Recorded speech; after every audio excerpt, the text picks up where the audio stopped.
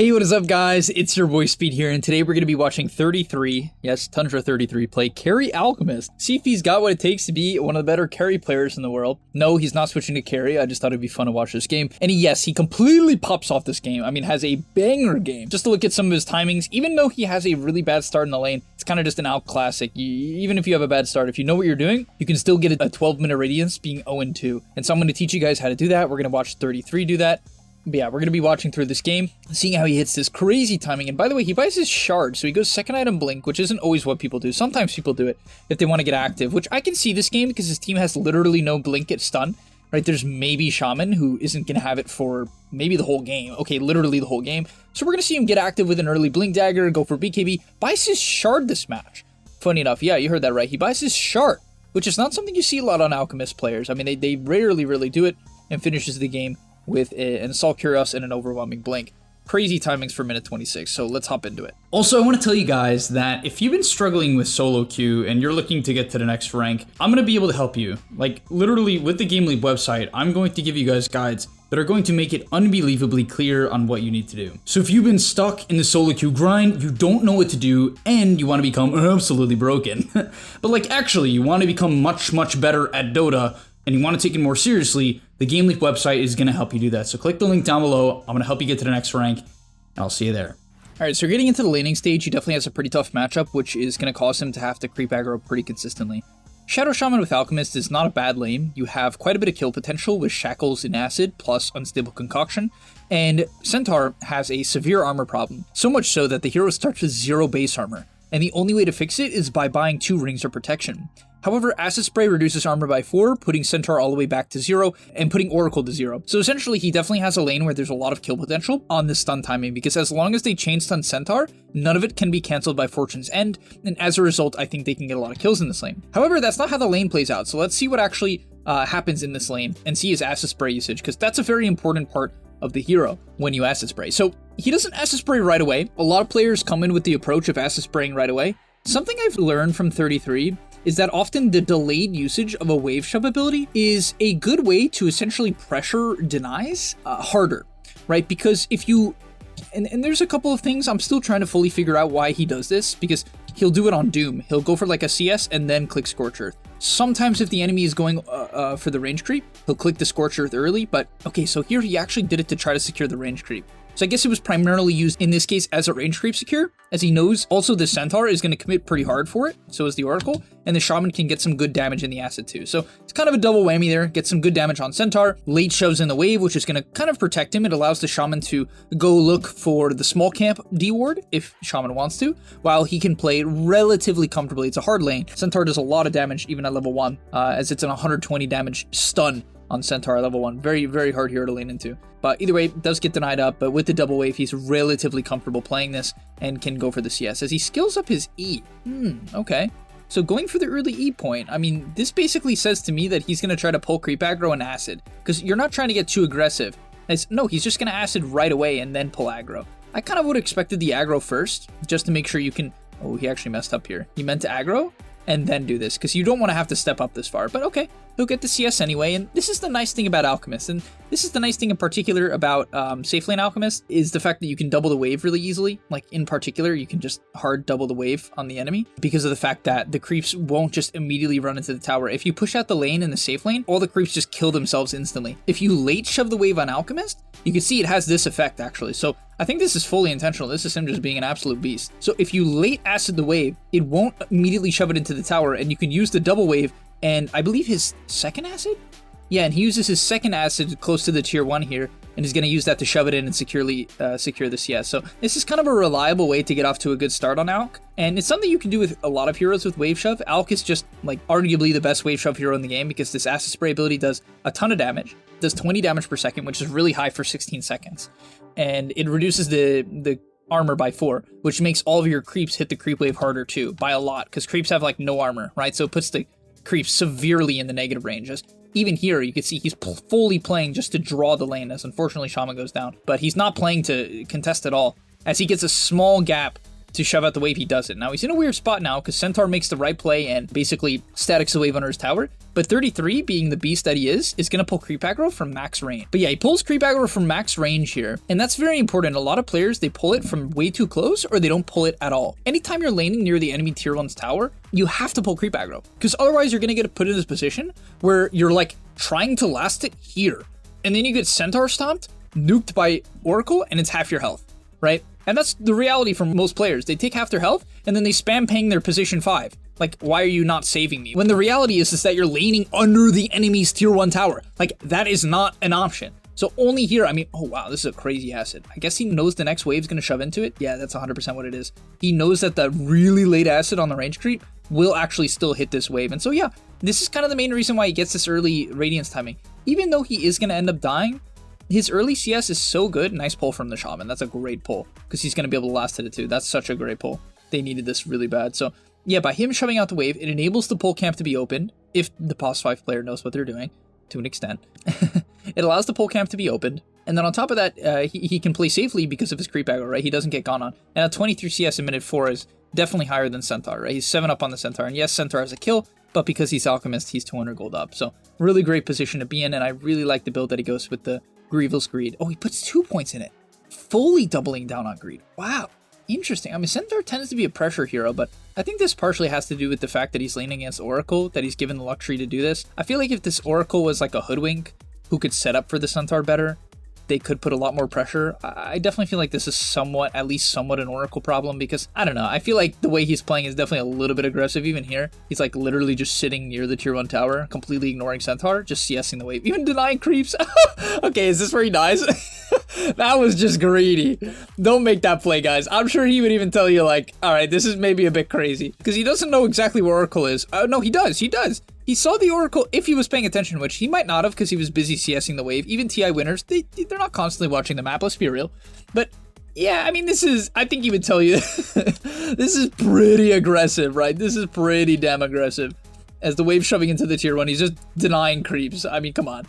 Like, you don't have a point of concoction, you can't really defend yourself. That was a bit crazy. I think he would also agree. In classic 33 fashion, he picks up the Windlace. This guy buys Windlace like almost every game that I watch, I swear. And I don't know, I just think he thinks movement speed is broken. And frankly, I'm on the same page. You run from camp to camp faster, you run away from ganks faster. Movement speed is just everything. Like, it does everything. It just does. As he's going to go for the Soul Ring next. Okay, so he is completing these gauntlets that he started. Did he start with gauntlets? No, he didn't, right? Oh, no, he didn't start with the gauntlets. So he bought the gauntlets. He just bought the gauntlets casually, I guess, to help him see us. 3 points, Grievals? What? Really? It's very uncommon to see this because it doesn't scale that well. It really doesn't. Oh, no, he's dead. I see. Dies to a haste TA. It's a bit unfortunate. That's definitely unfortunate. Haste runes are haste runes. It sucks, but... Oh, nice juke. It's not enough, but alright. Haste rune's a haste rune. Unfortunately, he gets completely dove, and the Shaman was not in the area, and Zeus really doesn't want to TP. I don't think the Zeus TP would have even saved him, so probably the right play, realistically, from Zeus not to TP. So, okay, the TA does leave. She shows mid. Trust me, guys, he wouldn't have TP'd here, though, if the TA wasn't showing mid, because if he TP's in and TA stayed, and he dies here, that could be like the end of his match. So instead, he goes the passive route and waits for the TA to show, which is what you want to do in this case. He'll get his last hits here. Doesn't want to look to shove in the next wave. With Chem Rage, Centaur does absolutely nothing to you. Does not have any kill threat whatsoever. So he'll be able to shove in the wave comfortably. Maybe look for a small camp pull here just so he can farm the next creep wave. Oh no, okay. He's actually going to pull the camps together and drag them into the acid, trying to farm them up. This Howl camp is so bad. It makes you hit for like 0 damage. I hate that Alpha Wolf camp. I hate how it's designed. But with Chem Rage ending, he has to be a little careful. Once again though, TA showing mid, so I think he just kind of feels safe as a result of that. The wave is going to shove in here. Okay, he's going to drag the wave to what? The small camp? Centaur's going to try to take it. Oh, he gets one of the last hits. Can he get them all? No. Double Edge comes out. And yeah, he actually maxed his E. That's crazy. Has to be a little bit afraid of a TA gank here, surely, right? As he's going to pop his ulti. I think he's paying attention to Centaur because, okay, there's no Stampede. He must know that because a Stampede Centaur plus TA kills him, I believe. And it's very important when you're playing carry, you know what threatens you. It's very, very crucial that you do because the average player doesn't think about it at all. They have no awareness on what can kill them. And it's hard to know because you have to know how much damage the heroes have. You have to know if they use their cooldowns. You have to know what, the survivability of your own hero. It's not easy, but as you play a lot of Dota games, a lot of players, even if they have potentially the knowledge base to know whether or not they can die. They just don't think about it. As we'll see him go for this. Oh, this is nice. I imagine Chip Vest was in the game. Rest in peace, Chip Vest. But okay. He'll farm up the large camp here. 3 points in acid. Not enough to get the job done, which is generally why I prefer the max acid. It's way better for taking stacks as well. But gets the Sacred Relic at minute 11.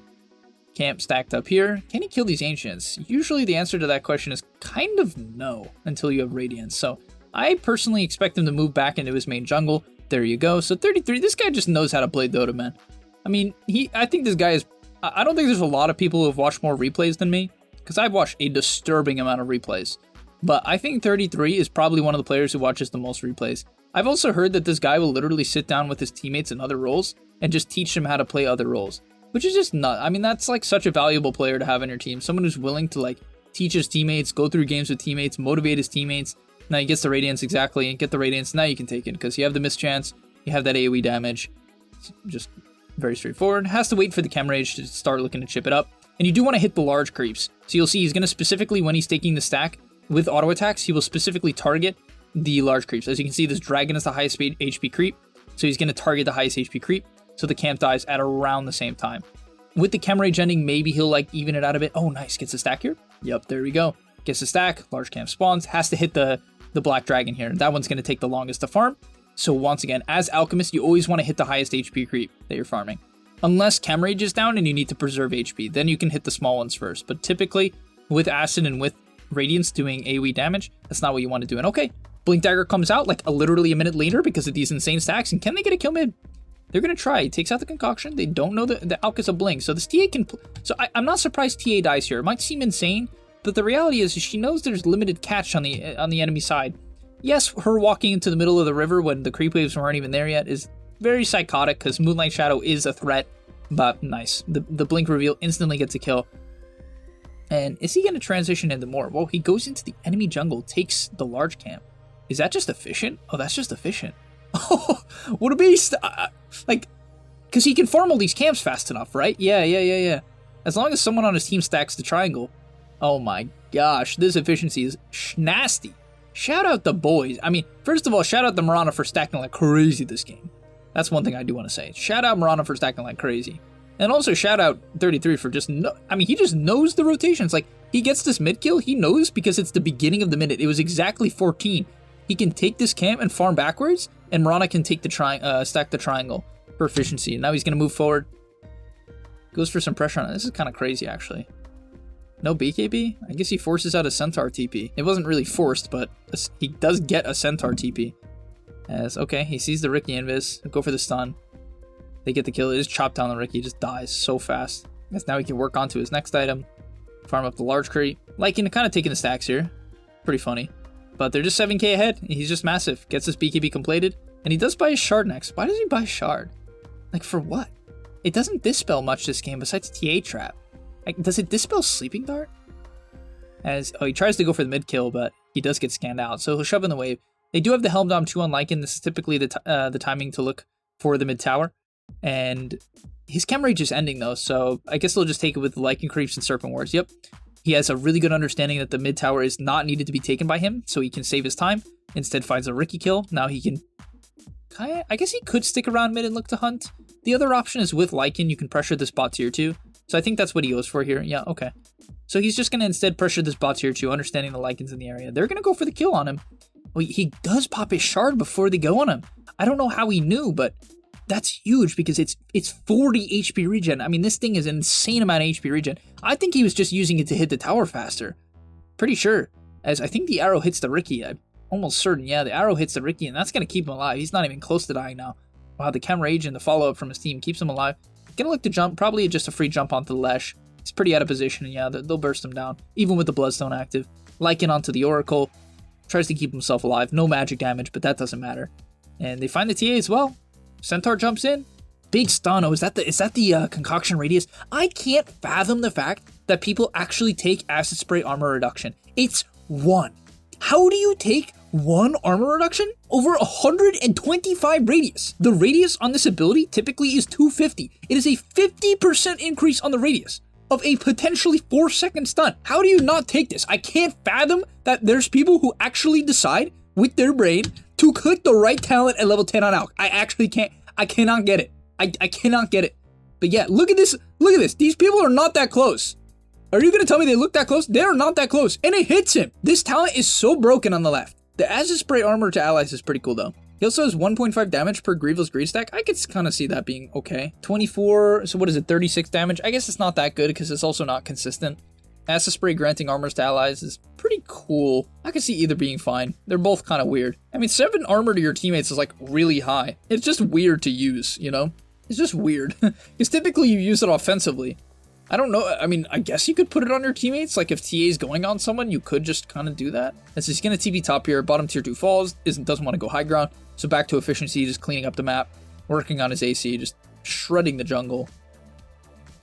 I'm surprised the Zeus didn't need to take any farm. I guess the Zeus just kind of played like a hunter style this game. Not that he has low CS, he just got a lot of CS, I suppose, from the enemy jungle and the mid waves. But it's so crazy. This game is 1 kill up. They're 1 kill up. They're 12k ahead. And Alch's not even that necessarily that far ahead of TA. I mean, he is, but I mean, like, it's not 12k gold, right? So their team is owning too. This Mirana has, wow, this pos for Mirana has a heinous amount of gold. She's going to look to the top wave, but Alch's going to farm it up. And now the game can start to look to get really hard because this Alch now gets this attack speed item. It's kind of the problem with this build. Previous to that, you don't have an attack speed item. As a fight breaks out, they find the Riki, punches him down.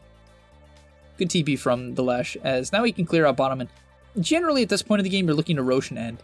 I don't think they need it though. This game ends pretty soon as he finds the Brigand's Blade. This item's crazy damage on this hero. Crazy, crazy damage. So he finds the Brigand's Blade, drags the waves together, cleans it up. Isn't afraid of getting jumped here, which is, I guess it's because they're showing mid, right? Because he is kind of alone, you know? But no, he sees them. He even sees the Centaur here, so he just feels comfortable. Takes out the concoction in vision, which is kind of risky, but nope, doesn't matter. He has the information, jumps in, sees the TA. No way you jump on the TA here. You just can go Roche. That's definitely the safest play. Nope, they're not going to do it. Did I miss them take Roche or no? He just doesn't care. He just sees the Lesh and is trying to jump. Gets stunned. Good force staff from the Mirana. He actually might have died if that didn't come out. He'll pop his shard, which is going to heal him up a bit. They jump. I mean, he doesn't have Chem Rage, right? So, oh, what? These force staffs. Do they have 2 force staffs? Oh my. These force staffs go crazy. What is this, TI? I mean, they're like, oh, beautiful stuff. Wow, this is just such, this is, I mean, the kiting in a pub here is actually insane. EU is actually the best region. But yeah, this is just good stuff. I mean, they just understand they have this poke draft, right? You have the arrow plus the stun, you have the Zeus nukes. They can just kind of throw it, force the TA blink, which puts her in a position where she can't jump anyone. And then the Celeste just gets completely poked out. He gets no chance to use his Bloodstone at all. And the armor of the Centaur, I mean, this hero hates minus armor. Honestly, I don't even, I guess I get why, yeah, I get why he's going pipe. I get it. There's a Radiance, Zeus, yeah, I get it. It's just tough because there's a Howl and there's Acid and now AC. You're gonna have negative armor and it's rough. Like, it's rough as Centaur. You will just die to Alch right clicks. Just guaranteed you're gonna die. As they're gonna look to go up the high ground here. The Riki Smoke Cloud is so AIDS when it comes to going high ground. The mischance is actually insane. This will drop the Acid. Has 40 armor, partially in due to his level 15 talent. As unfortunately, this will make it hard to jump. As Centaur tries to go on the back line, but they don't find it. They're going to try a little bit on 33. As he charges up his concoction, I think you just take the Centaur kill. Yep, wants to stay as a ball, wants to keep the fight controlled. And yeah, this game is completely done. So, beautiful gameplay. I mean, just so clean, and really, I can't stress that. A lot of people will be like, Speed, if you put me in a game, and my Mirana stacked the triangle 14 times for me, I would also be carrying these 10k games. Like, newsflash, you would have gotten shat on in lane because you wouldn't have had the right mechanic. You would have casted Acid Spray probably at the wrong time. You wouldn't have pulled Creep Aggro when you needed to. You would have had multiple deaths. You would not have had nearly the same efficiency as him. He dragged camps together at the right times. He pushed out the lanes at the right times. Yes, he even died twice this game, but it just didn't matter. In his rotations, the Blink Dagger usage was incredible. Right, he gets it, immediate smoke. Just so high skill. Understands what he can do. Understands who he needs to work with to make that play happen. Doesn't overextend in team fights. Right, doesn't overextend on objectives. Takes the bottom tower when he needs to. Takes the mid tower with the help of his team a little bit. Then goes to the bottom tier 2, understanding the natural progression of the game. Not overforcing bad fights. Not overextending. He didn't do that at all this game. You will rarely, if not almost never, see 33 overextend. He is extraordinarily good at not overextending, where the average player, man, if you watch anyone who has a Blink Dagger, there is a 95% chance they're going to overextend multiple times a game likely. But alright, thank you guys so much for watching. Hopefully you learned quite a bit about 33 and Alchemist, and I'll see you in the next one. Peace. And that's all. But remember, before you leave, come on, before you tune out, subscribe to the GameLeap website where we are going to help you get to the next rank. If you're stuck, click the link down below, and I'm out. Peace.